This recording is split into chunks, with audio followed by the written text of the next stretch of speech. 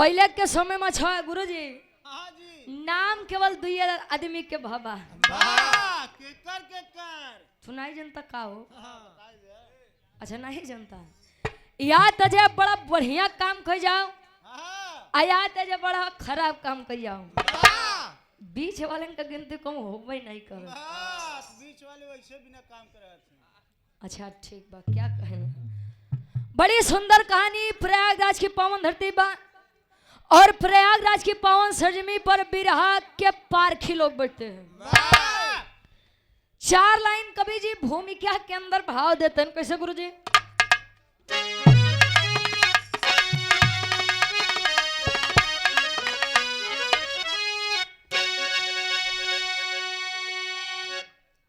अंकुरित उर में होता यह अहंकार जब अरे लुप्त हो जाती गरिमा है सब ज्ञान के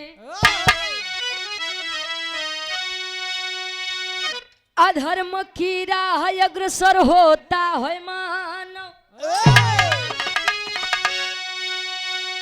अरे चाह हो जाती मिथ्या सब सम्मान के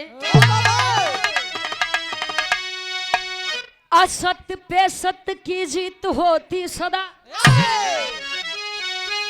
अरे लाख कर ले भले अत्याचारी यतन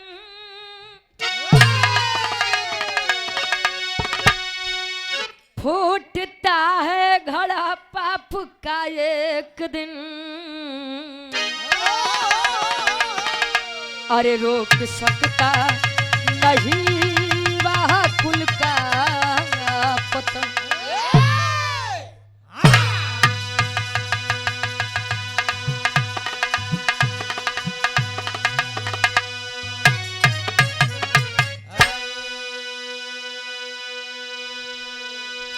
अंकुरित उर में होता है अहंकार जब लुप्त हो जाती गरिमा है सब ज्ञान की अधर्म की राह अग्रसर होता है मानो चाह हो जाती मिथ्या सब सम्मान की अंकुरित उर में होता अहंकार जिस किसी के भी अंदर अहंकार आ जाए गुरुजी क्यों कहे कि हम सुंदर यही तले तो ठीक है बा और क्यों कह दे कि हम ही अकेले सुंदर यही तले तो जान लोग के फिर अहंकार बा अपने सुंदरता के ऊपर का हो बिरहा में बड़ी सुंदर गजल के भाव बा कोनो लड़का कोनो आशिक अपने बेवफा सनम मरे कहे कैसे कहे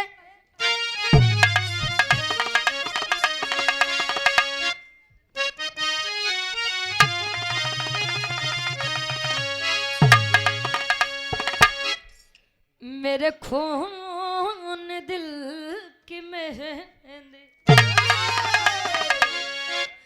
मेरे खून दिल की मेहंदी हाथों में न लगाना लगाना मेरे खून दिल की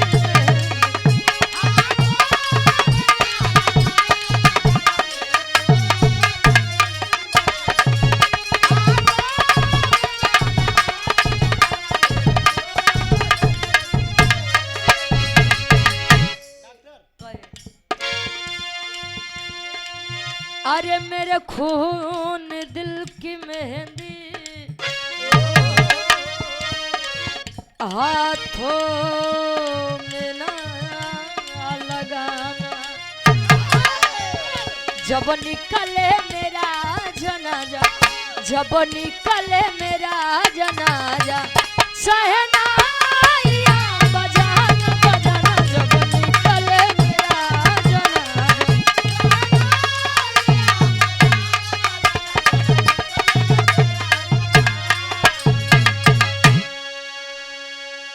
कहे मेरे खून दिल की मेहंदी हाथों में ना लगाना और जब निकले मेरा जनाजा सहनाइयाँ तुम बजाना वाह रे प्रेम प्रेम का मतलब त्याग भी होता है नहीं त्याग के समय में गुरुजी हमारे बतौबो है का हो ऐसे लाल के बड़ी कीमत बा हाँ हो खैर छोड़ा होके तर से बढ़िया कवि जी फर्ज में लिखत हैं कैसे कवि जी लिखत है नहीं जिंदगी मिली बात ता एमे बड़ा संघर्ष बा वाह स्ट्रगल बा अरे वाह कैसे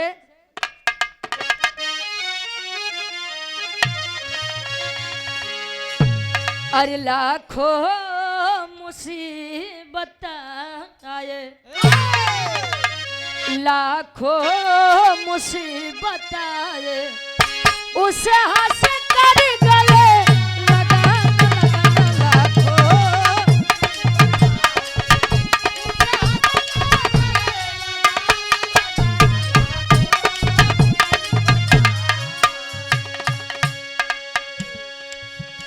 अरे लाखों मुसीबत आए उसे हंस के गले लगाना कर्मों से हो न विचलित कर्मों से हो न विचलित तुम अपना फर्ज निभाना से हो न विचलित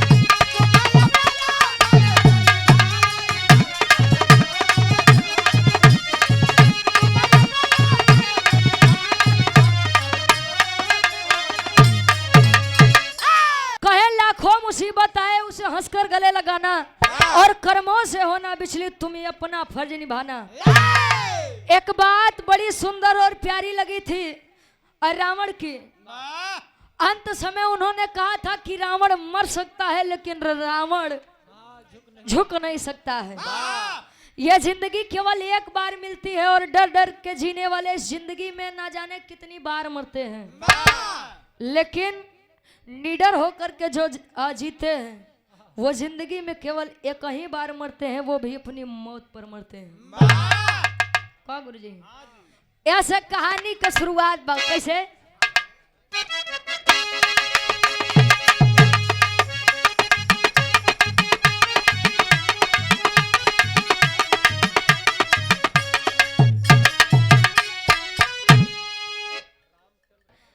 कहानी का शुरुआत कैसे?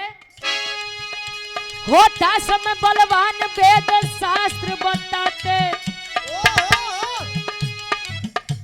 होता समय बलवान वेद शास्त्र बताते, होती उन्हीं की जीत जो पग आगे बढ़ाते।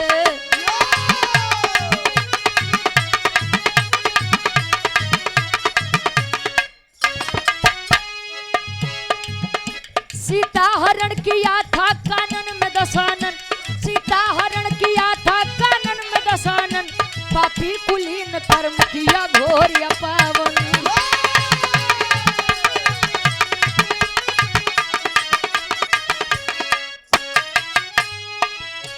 कपिदल के साथ सागर तट पे आए खरारी, कपिदल के साथ सागर तट पे आए खरारी, कपिदल के साथ सागर तट पे आए खरारी, कपिदल के साथ सागर तट पे आए खरारी, शिवलिंग स्थापना की राम तैयारी।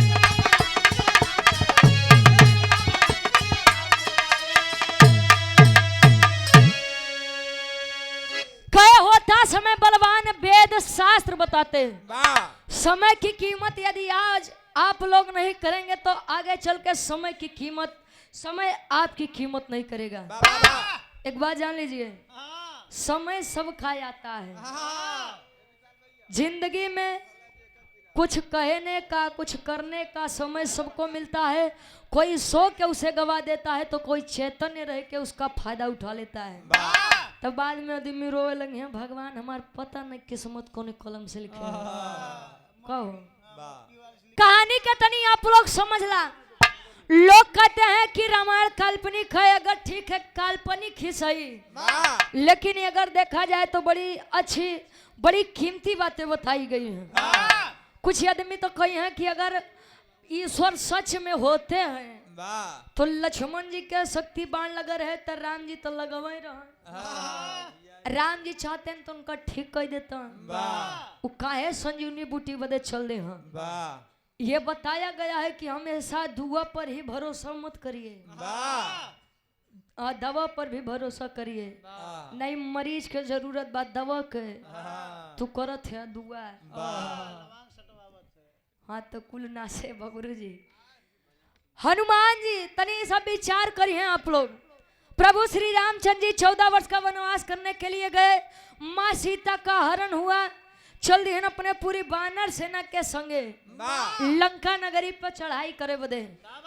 तले राम जी हनुमान जी से कहें बेटा हनुमान अब तो लंका नगरी के नाश होई रावण के विनाश तो होई, हम चाहते यही कि रावण के अंत करे से पहले अपने आराध्य यानी भगवान भोलेनाथ के तनी पूजा अर्चना विनती इबादत हो जाओ। कहा तन कैसे एक लाइन गीत लगत बा आदरणीय हमरे गुरुजी वाली तरह लगत बा कैसे, अरे बा कोटेदार साहब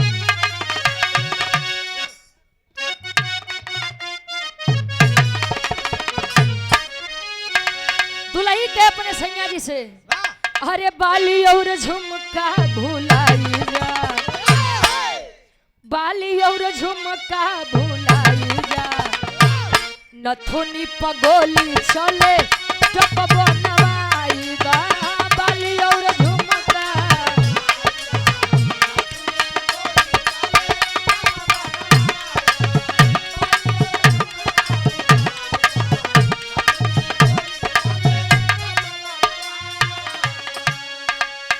हनुमान जी से प्रभु श्री रामचंद्र जी कह रहे हैं, क्या कहें, मनवा के मनसा पुराई द, मनवा के मनसा पुराई द, यानी पंडित का पी कोई ढूंढ के लिया मनवा के।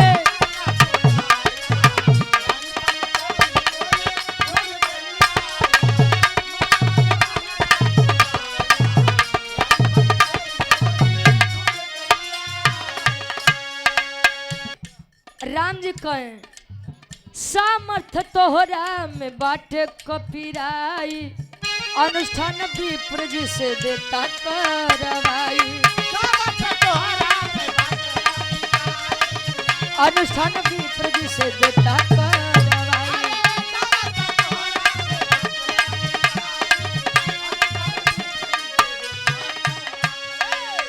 मानवा के मनसा पुराई गा,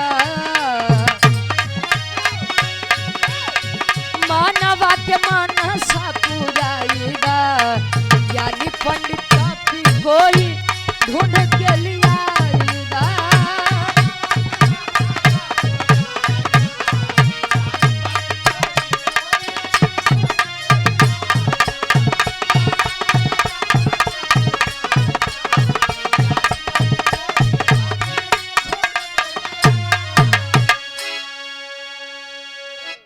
प्रभु श्री रामचंद्र जी हनुमान जी से बोले कि बेटा हनुमान चले जाओ और जो इस संसार का सबसे विद्वान पंडित हो, संसार का जो सबसे ज्ञानी पंडित हो उसे लेकर के आओ और शिवलिंग की स्थापना करवाओ। प्रभु श्री रामचंद्र जी की बात मान के हनुमान जी कहें कि स्वामी हम नहीं जाओ, हमके यारे रुके दा, हम आपके सेवा सत्कार करब, केहू और के भेज दा। तोले राम जी हनुमान जी से कहें कि बेटा हनुमान क्यों बार बार तुम्हें याद दिलाना पड़ता है, कहे कि स्वामी बार बार हम ही क्यों जाएं। अब राम जी कहें कि बेटा हनुमान जो कार्य आप कर सकते हो ये हमारे पूरी सेना में क्यों नहीं कह सकत। लोग बतावे कि हनुमान जी क्यों कर बल याद दिया के पड़त हो, कहो अरे लाल जी यादव कोटेदार साहब, अच्छा बाबूजी यादव कोटेदार 100 रुपये भैया तनी के दे रुक जा। अब यार हनुमान जी चल दिए, अच्छा उड़ान भरे, पहुंचा तन कहा ब्रह्मलोक ब्रह्मा जी के पास। ब्रह्मा जी कुछ देरी बाद जब अपने ध्यान से मस्त भय उठे, कहे बेटा हनुमान पवन पुत्र यहाँ पर कैसे आना हुआ। हनुमान जी लगा देखा, कहे स्वामी वैसे तो सब ठीक है बा, लेकिन बड़ा इच्छा लेके आप लगे आए हैं। कौन इच्छा, कहें कि स्वामी हमारे शिवलिंग की स्थापना करना चाहते हैं। उन्होंने कहा है कि जाइए जो संसार का सबसे विद्वान पंडित हो उसे लेकर आइए, इसीलिए मैं आपके पास आया हूँ। ब्रह्मा जी कहें कि ओ हो बेटा हनुमान तब तो गलत जगह आ गए हो। काहे बदे, कहे कि संसार का सबसे विद्वान पंडित मैं नहीं कोई और है। कहे काहे सृष्टि के रचयिता आप है, तो आपसे बड़ा विद्वान पंडित के जन्म ले ले है। कहे कि देखिए संसार का सबसे विद्वान पंडित कोई और नहीं बल्कि हमार पनाती रावण है। अब हनुमान जी लगे देखे ब्रह्मा जी के, ब्रह्मा जी पागल हो गया का उन्हीं से तो युद्ध फना बा, माई सीता का नहीं लेके चल दी हैं और तू कहते है कि हम रावण लगे चल जाई, कदापि नहीं। लौटत है राम जी तले, राम जी देख के हनुमान जी से एक बात कहे, का कहीं टेरी के भाव लगत बा।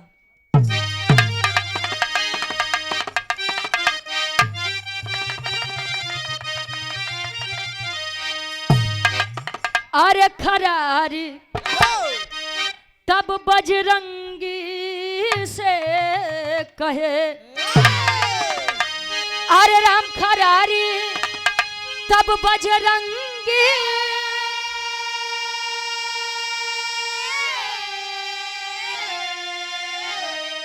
अरे खरारी तब बजरंगी से कहे, अरे तलंका पति दशानन के लावा बलकारी बलकारी बलकारी कहे लंका पति दशानन के अलावा बलकारी खरारी तब बजरंगी से कहे। चले हैं हनुमान जी राम जी के पास। राम जी कहे हनुमान ब्रह्मा जी कहाँ हैं? कहे स्वामी ब्रह्मा जी नहीं आए। क्यों? उन्होंने कहा कि संसार को सबसे विद्वान पंडित कोई और नहीं बल्कि रावण है। कहे तब का करे हिया चली आया, खाए बोले यार चली आया। अच्छा भाड़ा किराया तो ही देते रहा समय में। कहे कि स्वामी रावण की बात हो रही है, वही रावण जिन्होंने मां सीता को अपनी नगरी में आपके इच्छा के खिलाफ ले जाकर के रखा है। कहे कि देखो हनुमान, आज आप एक यजमान का दूध बन करके नहीं बल्कि एक योद्धा का दूध बन करके नहीं बल्कि आप एक लाचार यजमान का दूध बन करके जाइए। उड़ान भरे हैं हनुमान जी, चौक के भाव लगत बा।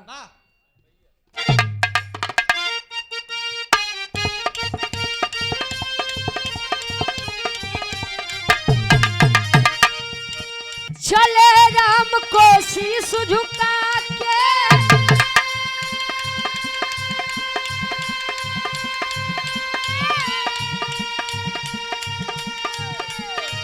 गावत हरि गुण गानी चले।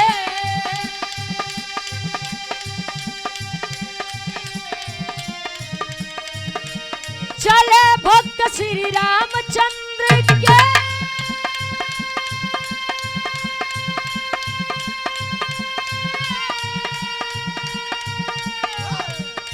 लंका के दरमियान चले।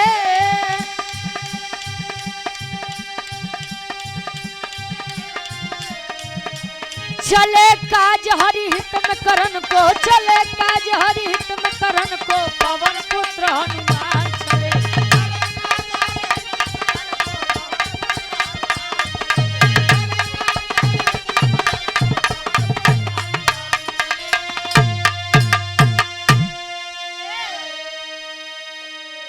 उड़ान भरे हैं प्रभु श्री रामचंद्र जी की आज्ञा पा करके हनुमान जी जब उड़ान भरे आधी दूर पहुंचे तो हनुमान जी विचार करें कि अरे यार राम जी के बतिया मान के यहाँ तक तो चली आए, और रावण जी के ले जाए के बाद रावण जी अगर हमका यह हाल में देखिए तो उखड़ जाइए तो हवे नहीं गुस्सा करके दरबार से बहरे भेज दी है, काम मतलब निकली। अच्छा लंका नगरी में जले पहुंचे तले कहे कि एक काम करी भेष हवे बदल ले। अरे अपन अगर रूप बदल ले गुरुजी तो ना ही पहचानी है आ ना ही गुस्से है आ ना ही आवे बदे मना करी। अच्छा हनुमान जी पहुंचे वृद्ध इंसान यानी बुढ़वा आदमी का रूप लेके लाठी हाथ में लिए हिलत कांपत हिलत कांपत। अच्छा बुढ़वा आदमी के रूप लेके पहुंचे, कहे भैया दरबारी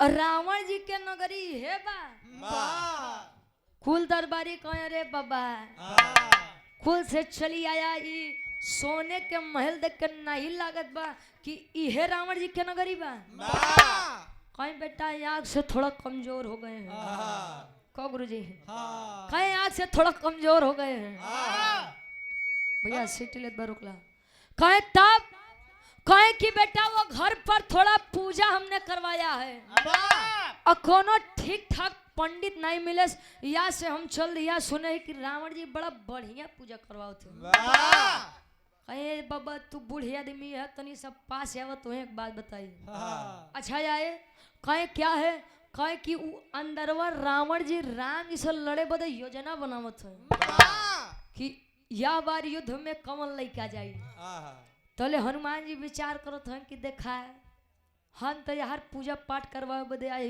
आई लोग हमारे प्रभु जी से लड़े बदे योजना बनावत हैं कहे ए स्वामी बड़ा दुरिया से आए तनी सब भेंट करवा देता हो सकत हमार काम बन जाए आए हैं अंदर रावण जी से आज्ञा लिए रावण जी कहे कि अगर वृद्ध इंसान है तो उसे अंदर भेजिए अंदर आए तो हनुमान जी का जले बुढ़वा रूप देखते हैं रावण जी तले देख करके मुस्कुरा दिए जब मुस्कुराते हैं तो हनुमान जी दुविधा में पड़ गए कि अरे यार जल्दबाजी में पूछिए तो नहीं छूट गए तू काहे चेक करत है यार तू काहे देखत है तोरे जन्म अच्छा हनुमान जी देखो कहीं यार पूछिया तो नहीं बात तले कहीं मार हंसत है कहे स्वामी अरे राजन आप मेरी इस अवस्था का मजाक उड़ा रहे हैं परेशान मत हुआ है तोरो ये दिन आई तले रावण बोला कि अरे हम आपको देख करके नहीं हंस रहे हैं हम आपको विचारों को देख करके हंस रहे हैं कहे हमारे विचार कौन विचार कहे सुना बताओ ते मुस्कुराए के कारण बताओ थे एक लाइन गीत लगत बा स्वर्गीय रामदेव गुरुजी वाली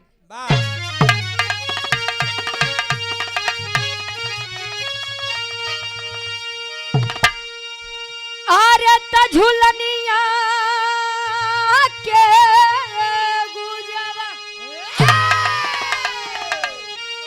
अरे झुलनिया के गुजवा अरे टूटल ये राजा अरे जमनिया से गड़िया छूटल ये राजा जमनिया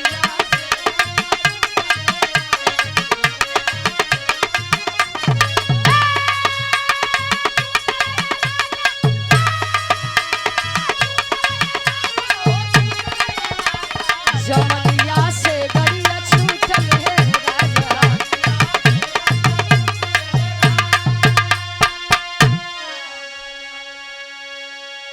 ध्यान देंगे बीच सभा में वो वृद्ध रूपी हनुमान को देख करके आज रावण जी पूरे महफिल में कहे का कहे अरे तब बोला दशानन अरे बोला दशानन हे हनुमानिया तोहार पूछिया कहाँ बा हमके बताव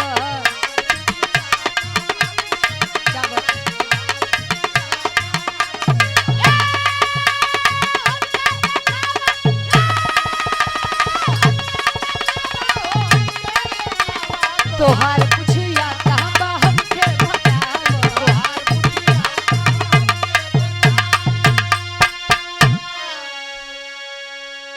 कहे भोला दशानन है हनुमान आवा तोहार पूछिया कहाँ बा हमके बतावा हनुमान हम आपके इस रूप को देख करके नहीं हंस रहे हैं केवल तेरे विचार पर हंसते हैं तोहे का लागे इसके हम तोहे भुला जाए हनुमान जी कहे महाराज पहचान गया का कुल तो पूरी रास्ता यह सोचते आए कि ना ही जाना ना ही पहचाना कुल योजना हमार खराब कर दिया कहे कि वैसे तू बड़ा चालाक वानर है इतना चालाक वानर हो कि बूढ़े आदमी के रूप लेके आया तो खेला बड़ा बरियार बा किस काम से आए हैं यहाँ पे? कहे महाराज जब जानेंगे हो तो सुना बताते कैसे अंतरा के पहले ताल में कभी लिखत है। अरे बैठा यजमान बाटे अब सागर के तीरवा, अरे बन के पुरोहित हरा मन के तू पीरवा।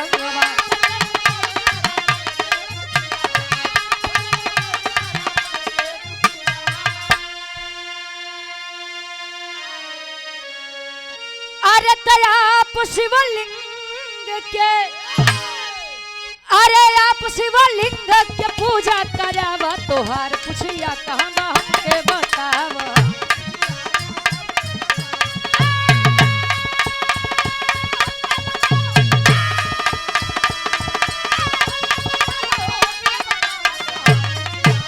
क्या बात है?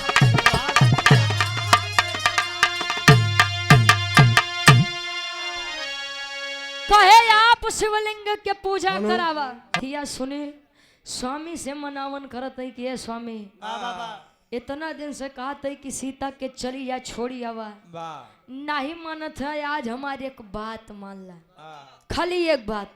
कौन बात बा? एक लाइन गीत लगत बा गुरुजी।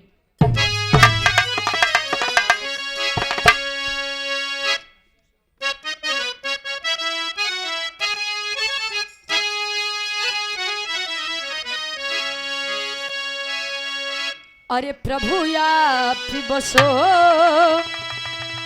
वृंदावन में,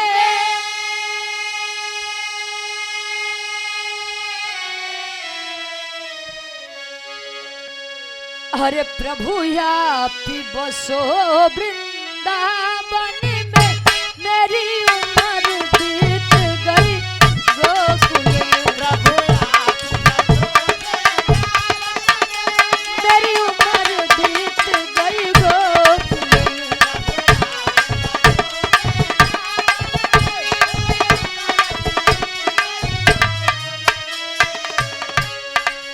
मनावन करत है मंदोदरी जी। बोली मंदोदरी याचक को,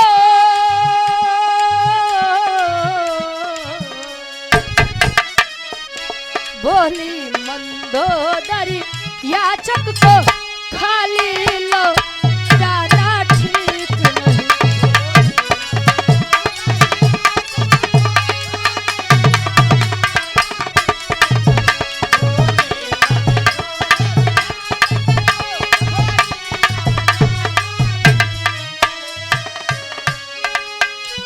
बोली मंदोदरी याचक को,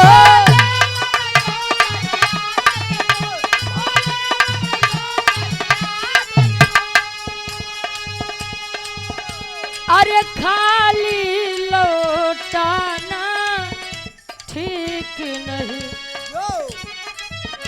जो खुद हो मुसीबत का मारा, जो खुद हो मुसीबत का मारा, उसे और सताना ठीक नहीं। उसे और सताना ठीक नहीं।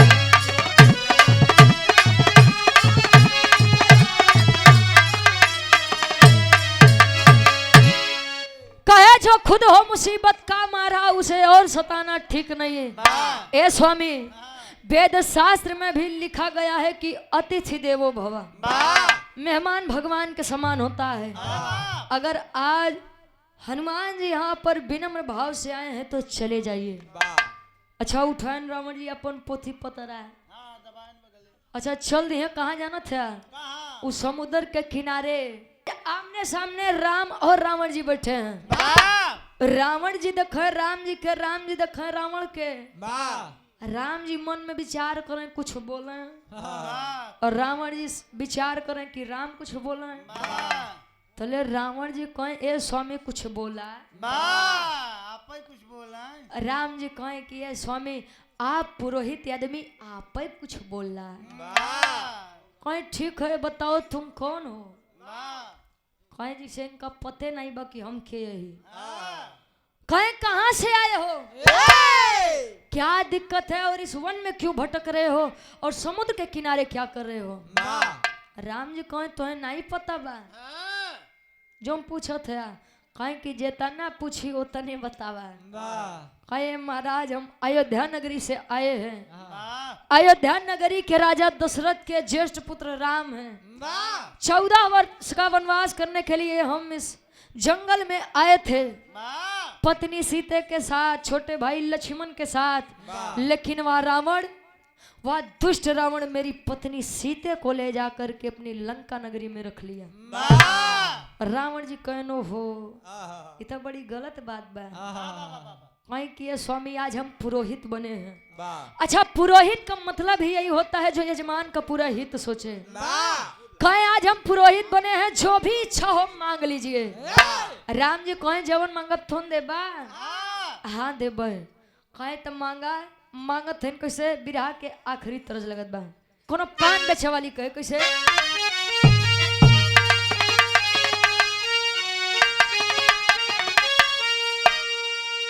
अरे त कोठे ऊपर कोठरी हलवैया के दुकान।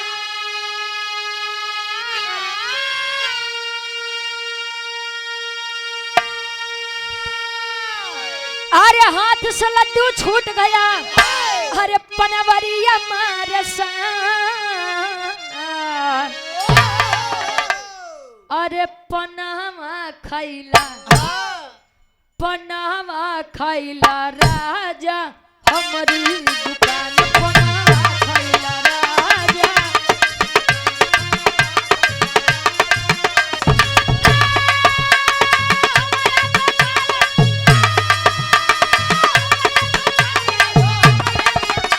पनावा खैला राजा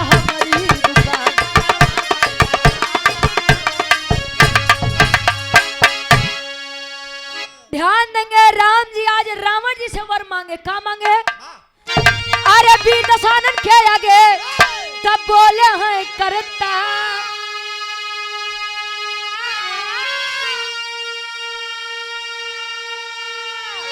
अरे यह लालसा दिल में बाटे करा मंत्र उच्चार।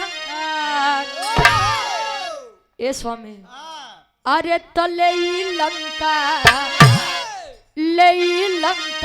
पति के हम गर्दन उतार ले लंका पति के हम।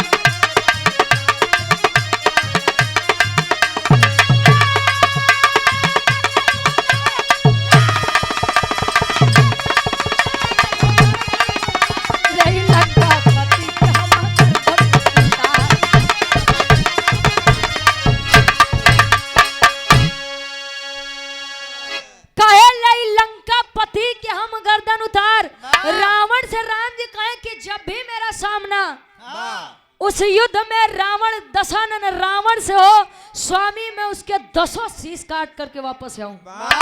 रावण बोले एवं मस्तु ऐसा ही होगा और कुछ चाहिए। कहे कि स्वामी जवन मांग बिहार देबा।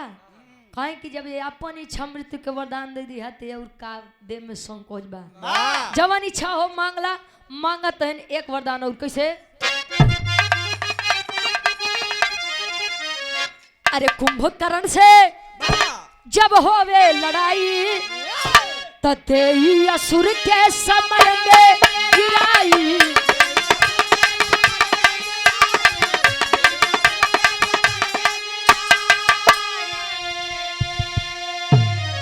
अरे रनवा में लक्ष्मण के अरे रनवा में लक्ष्मण के ना होवे हारे लंका पति के हम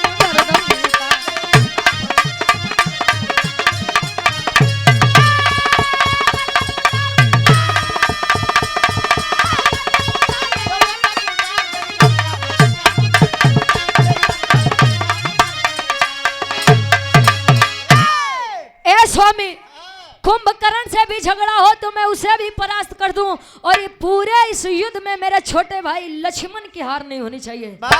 रावण या 3 वर दिए कहें कि बस और कुछ कहें अब कुछ होना चाहिए। कहें जब अब त्योहार हो गए तब हमार सुनला शुभ मुहूर्त यावत बा पापट के भाव। अरे रघुराई से बोले अरे मधुरी बानी रावण ज्ञानी हो। अरे रघुराई से बोले मधुरी बानी रावण ज्ञानी हो ता हवन करा मिलके दोनों परानी रावण ज्ञानी हो।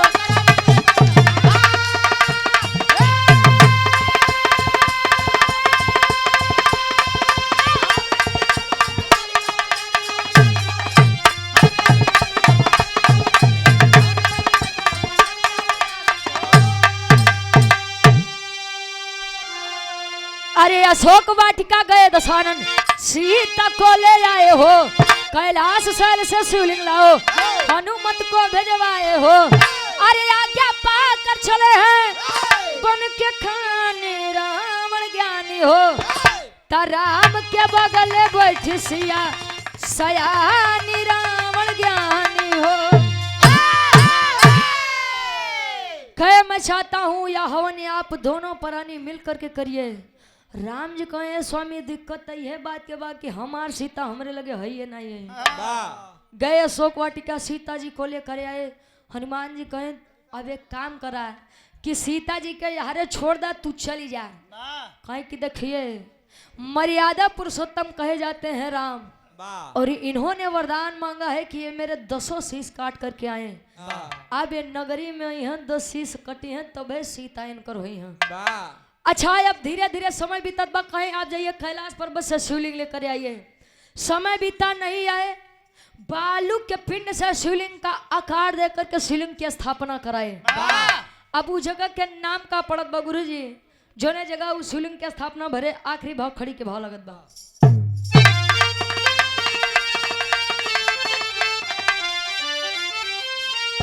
आरे तहिले नाही पिंडा वीर दशानन बिहार से आरे तकरी रघुबर लड़ैया समर में हमसे।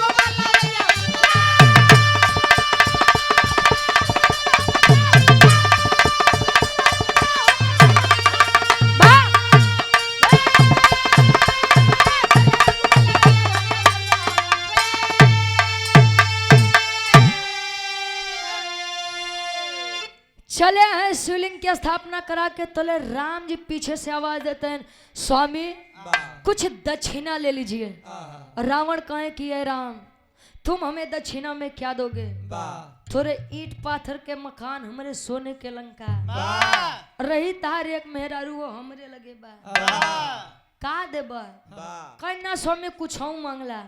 कहे ठीक बा कुछ देवे के चाहता तो सुना जब हमारे नगरी में आया युद्ध करना हमसे मैं मरूं जीऊं ये बात की बात है लेकिन अगर मेरी नगरी में एक वीर भी बच गया तो सीता को लेकर के मत आइएगा। कहे ए मस्तू स्वामी मैं ऐसा ही करूंगा।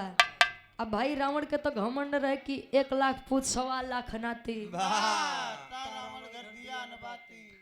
कितना मरे हैं गुरु जी।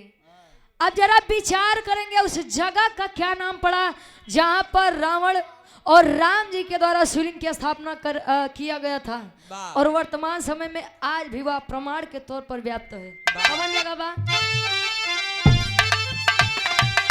अरे साथिया को लेके तब चल दिया है लंकेश्वर। अरे जहाँ किए थे अनुष्ठान तीर्थ बना रामेश्वर।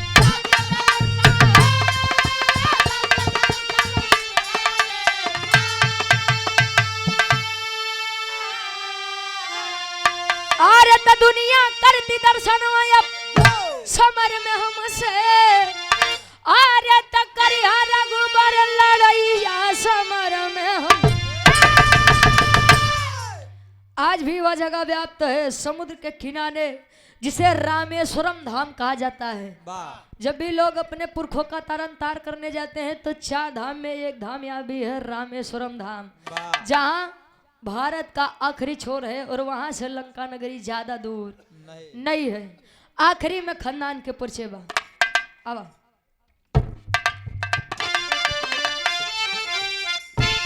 गुरु बिहारी गुरुगणेश गुरु रामलाल मुर्बा का अरे स्वर्ग से चंद का कभी बचन का विजय पता कहा हो।